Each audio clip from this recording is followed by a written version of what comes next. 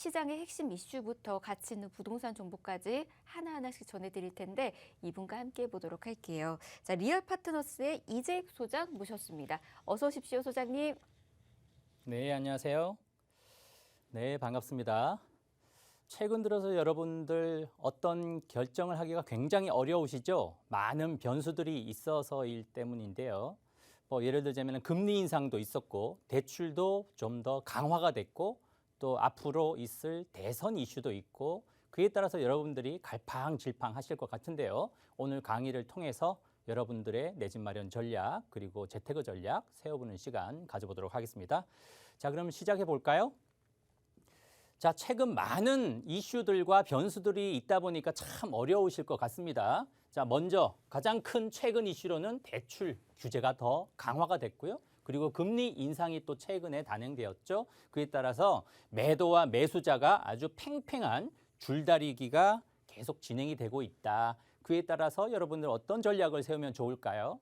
자, 먼저 간략하게 한 주간 동향 짤막하게 정리를 해드리고 있죠. 자, 결론부터 말씀드리면 대출 규제 강화에 따라서 여전히 거래 절벽이 점점 더 심화되고 있다라고 보실 수가 있겠고, 하지만 여전히 전국의 아파트 가격은 꾸준히 상승세는 이어지고 있다라고 볼 수가 있겠습니다. 자, 수치를 보면 매주간 그 상승률이 조금씩은 좀 떨어지고 있다라는 것을 감지할 수가 있겠는데요. 대표적인 이유는 대출 규제 강화가 영향을 주고 있다. 그리고 앞으로는 또 금리가 인상되었기 때문에 그 부분이 시장에 좀 더 영향을 줄 가능성이 높고, 그리고 대선의 영향도 있을 거다라고 봅니다. 자, 수치를 보더라도 전국의 상승률이 지난주보다 조금 소폭 상승률이 조금 빠졌죠. 0.17%, 수도권의 경우도 0.18%, 서울의 아파트 가격이 0.11%, 강남 3구의 경우도 0.18%, 경기도의 경우도 0.21%,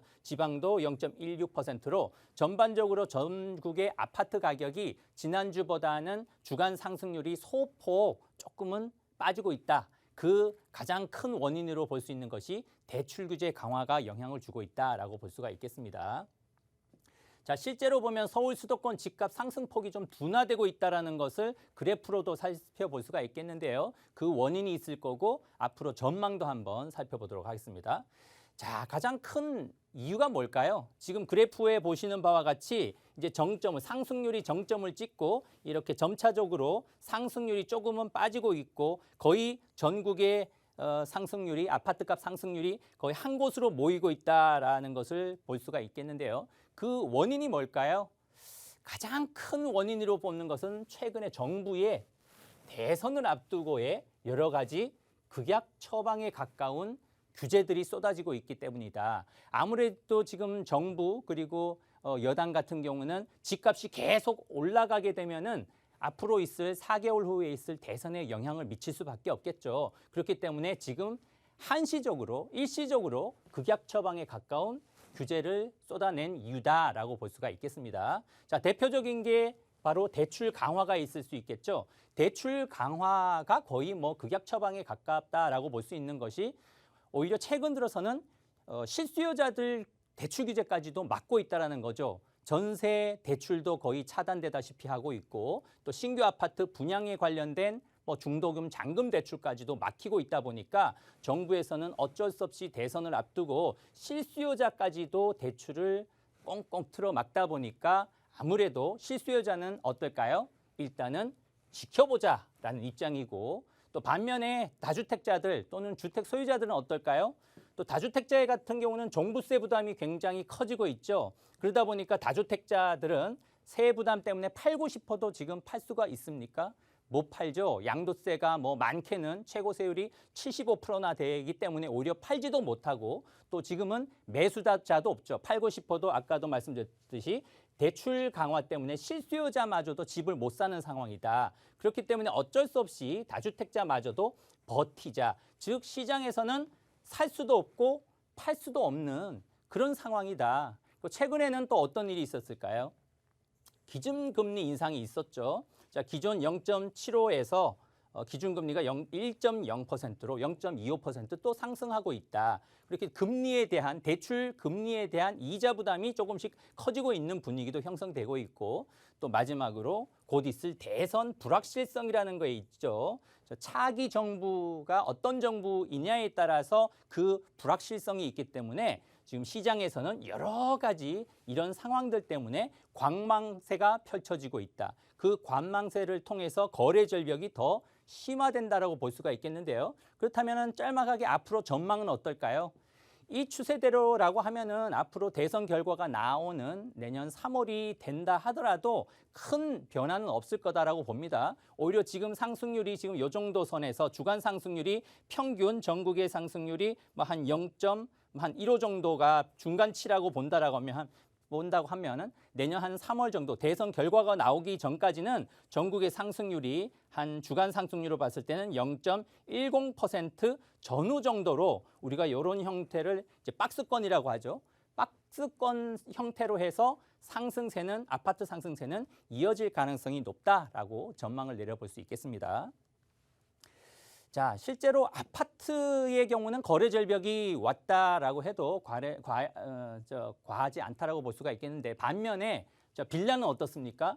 지난주에도 한번 말씀을 드렸는데 아파트가 거래 절벽인 반면에 빌라 가격은 오히려 상승세가 이어지고 있고 인기도가 그만큼 높아지고 있다라는 말씀을 드렸죠. 자, 실제로 주택 거래, 서울의 주택 거래 전체 중에서 2건 중에 한 건은 빌라다. 아파트가 이처럼 거래가 침체되는 반면에 빌라는 상대적으로 규제가 덜하고 또 가격이 아파트에 비해서는 저렴한 측면이 있기 때문에 빌라의 인기는 점차적으로 높아지고 있다라고 볼 수가 있겠는데요.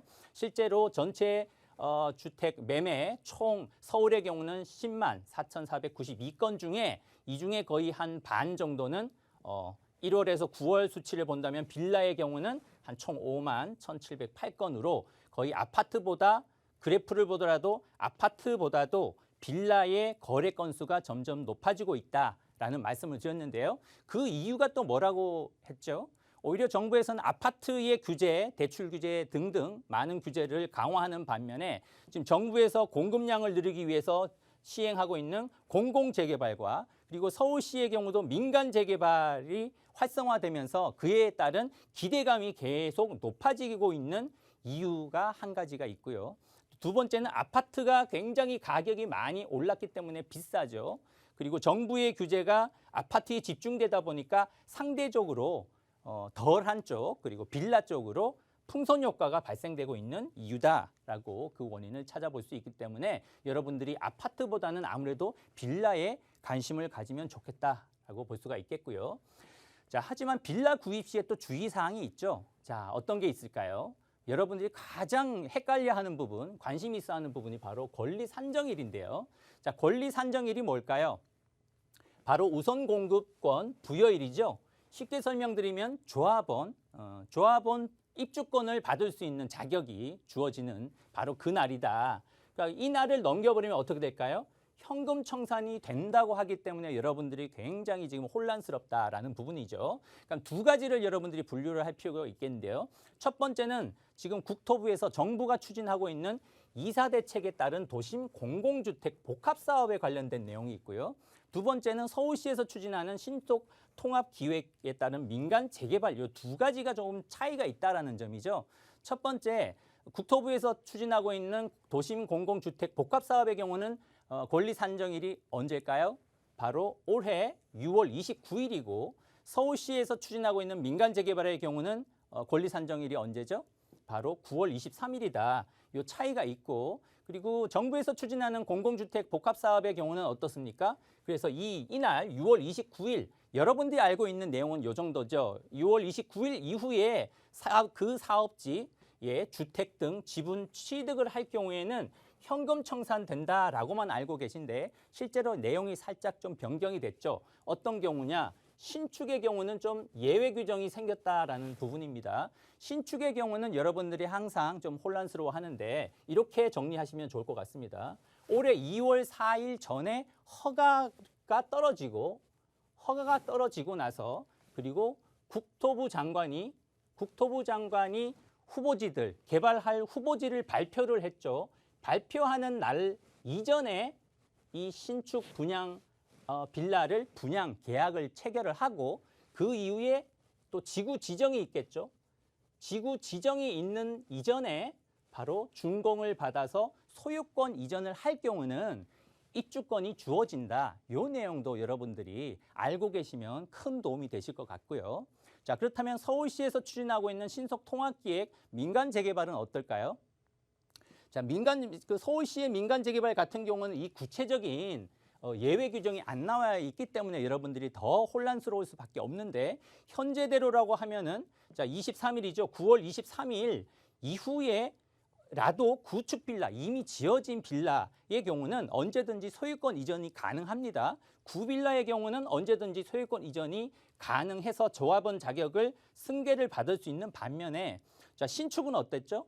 지금 서울시에서 발표한 내용대로라고 하면은 9월 23일 이전에 등기 완료되지 못한 신축 빌라의 경우는 현금 청산된다라고까지만 내용이 나와 있는데 여기에서 우리가 정부의 이사 대책을 준용을 한다면 서울시도 마찬가지로 앞으로 아마 추가로 변경될 내용이 나올 가능성이 높을 텐데요. 그 내용으로 본다라고 하면 역시 신축 빌라의 경우는 9월 23일 기준으로 그 이전에 허가가 떨어진 신축 빌라이면서 그리고 12월 달 다음 달 말이면은 구역 예비 후보지들이 발표되기로 했죠. 25곳을 발표를 하기로 했는데 그 발표일 이전에 분양 계약을 체결을 하고 나서 역시 그 발표된 25개 구역들이 지구 지정을 받기 전까지 준공을 받고 소유권 이전이 되면은 아마도 이 우선 공급권, 입주권을 받을 가능성이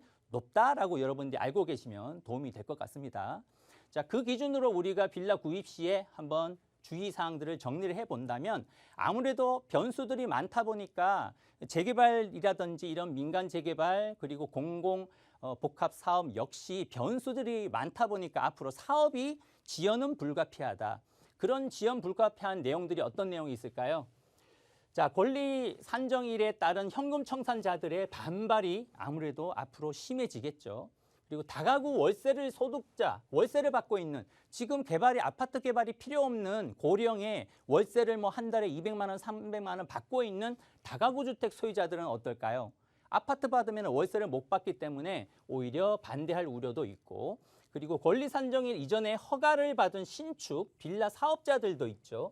빌라 사업자들이 지금 규정대로라고 하면은 반발이 심해질 우려도 있고 또 뿐만 아니라 추가 분담금을 낼 여력이 없는 원주민들이 있겠죠. 이런 분들도 개발 반대할 우려가 있기 때문에 아무래도 서울시가 추진하는 민간 재개발이라든지 정부가 추진하는 공공 복합 사업도 사업이 원활하게 추진되기는 어렵다라는 점을 참고하시면 좋을 것 같습니다. 자, 곧 서울시의 경우는 신속통합 기획이 25곳 발표될 텐데 이런 내용들 때문에 현금 청산에 대한 주의를 기다릴 필요도 있겠다.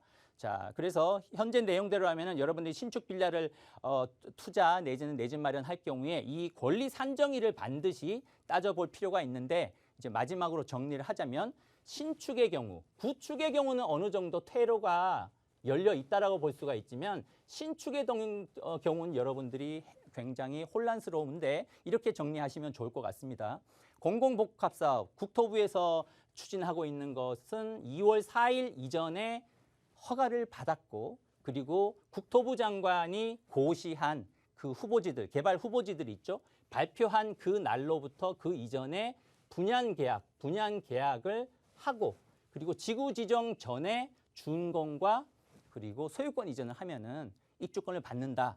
역시 서울시는 아직까지 확정은 안 됐습니다만 서울시의 민간 재개발의 경우도 이 내용을 준용을 최소한 해줘야만 어느 정도 피해자가 줄어들고 이렇게 불확실성을 이런 내용들을 통해서 사업이 지연되지 않는 그런 아주 추진이 빠른 개발로 가능성이 있기 때문에 여러분들을 참고하셔서 신축 빌라, 구축 빌라 투자 또는 내 집 마련하는 데 참고하시면 도움이 많이 되실 것 같습니다.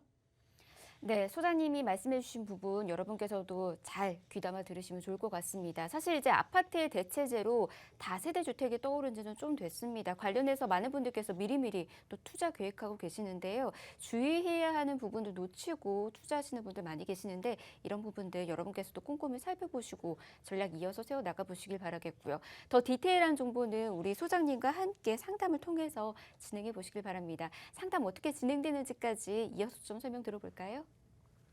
네, 아무래도 요즘에는 아파트보다 다세대 주택 빌라에 관심들이 많은데요. 빌라의 경우는 신축의 경우는 여러분들이 혼란스러워 하시는데 권리 산정인에 대한 강의를 오늘 해드렸고 그 내용에 대해서 궁금하신 분들이 있다면 언제든지 전화 주시면 되겠습니다. 아래 보이시는 2638-3994번, 2638-3994번으로 전화 주시면 여러분들 재테크 전략 그리고 내 집 마련 전략 세우시는데 많은 도움을 드리도록 하겠습니다.